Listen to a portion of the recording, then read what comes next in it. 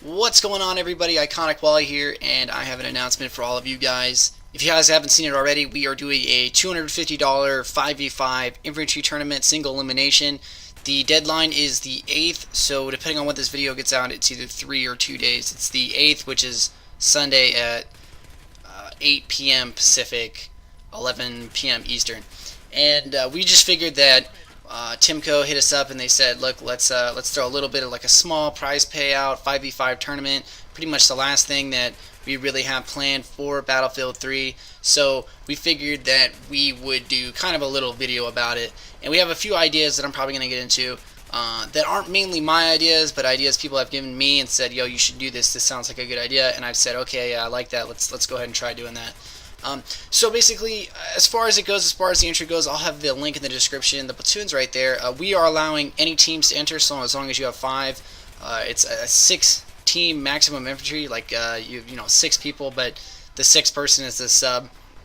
The only person that like each person on the team can only play for your team. You can't have players play for other teams, stuff like that. It's pretty basic. We do have a few new rules, I guess you could say, a few interesting rules. We went through and we spent about like 2 hours going through rules and what we wanted, what we didn't want. And there's been, I would say, a mixed reaction to a lot of the rules. But basically, we've decided to get rid of pretty much anything that we deemed to be a little ridiculous, and a lot of the community has agreed with us. One of that being the Rex and the Magnum. A lot of people use those as bailout guns, and I'm not going to get into it, but I think everyone understands that those guns, those pistols, are basically primaries. They don't reward the player at all. So we just said, you know what, we're just going to go French rules on this one and say only M9s, only MP443s, and we just removed every other pistol too, because we had a long argument with people saying, oh, the G18 is good too, whatever, so we just decided to get rid of all of them. We also got rid of M320s, you can use smoke, we got rid of shotguns and slugs, all that nonsense. We kept recon equipment in because we kind of wanted to keep some kind of variety in there. And there's a pretty good argument against that too, saying like, oh, well, now you have people running around with the tugs and an SKS, but I guarantee you in all of these matches, I want to say in 90% of these matches, unless people are going to go out of their way just to spite me because I'm saying this, you're going to see five medics. You're not going to see any recons. No one's going to like bother to put down a motion sensor because it's just not useful. You want that extra medic. We kind of kept it in there because there are close quarter maps on there, and we thought a lot of people were like, well, you know, for the close quarter maps, they are pretty short and they're going to be in the middle of the rounds.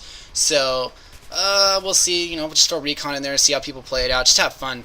You know, and the other thing too is for consoles, there's not really a defined rule system. I mean, the French community has a pretty good rule system, and you know the PC guys have a pretty good rule system. But the American community, as far as I understand of it, has their rules change all the time. We used to play with friendly fire, now we don't play with friendly fire anymore. We used to play with 3D spotting, now we try not to do it anymore.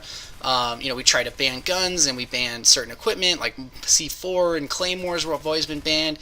SKSs and semi-autos have kind of always been looked down upon. Spawn beacons have always been kind of looked down upon, not really banned. So we just kind of decided like we're going to leave tugs in, we're going to leave semi-autos if people want to use them, and just go from there. And that was basically our goal. And there's been a lot of mixed reaction. A lot of people are upset about, you know, some of the rules that we've gone with, and that's just too bad. You know, we can't make everyone happy. That's an obvious truth of life. But we want to keep the tournament as balanced, as fun as possible, without killing any variety if there was to be some.